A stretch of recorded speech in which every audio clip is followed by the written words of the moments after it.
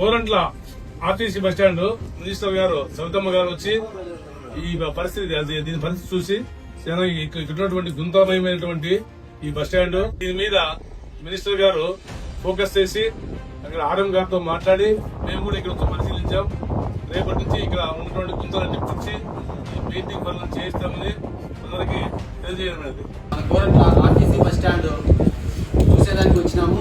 ఎందుకంటే మొన్న మన రాష్ట్ర బీసీ సంక్షేమ శాఖ మంత్రి సౌతమ్మక్క గారు ఇట్లా వెళ్తూ ఇదంతా గుంతలమయంగా మారిపోయింది అంటే చెప్పి చాలా అధ్వానంగా ఉంటే చూడడానికి వచ్చింది.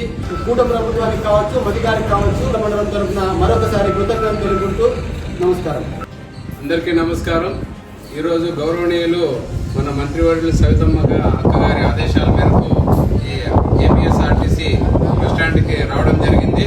మరి అక్కగారి ఆదేశాల మేరకు గ్రామ పంచాయతీ నిధులతో ఇక్కడ మట్టి కూర్చడం, ఇక్కడ ఈ పరిసరాలన్నీ శుభ్రం చేసి ఈ బస్టాండ్ కూడా పెయింట్ వేసి మంచి వాతావరణాన్ని కల్పించాలని చెప్పేసి ఆదేశాలు ఇవ్వడం జరిగింది. పనులు ప్రారంభించేలాగా చర్యలు తీసుకుంటున్నాం. గోరంట్ల గ్రామ పంచాయతీ తరఫున సవితమ్మ అక్క గారికి ధన్యవాదాలు తెలియజేసుకుంటున్నాం. నమస్కారం. ఇక్కడ ఆర్టీసీ బస్ స్టాండ్ విజిట్ అని మేము ఇక్కడంతా మండల లీడర్లు, గ్రామ సర్పంచ్ అందరూ వచ్చినాం.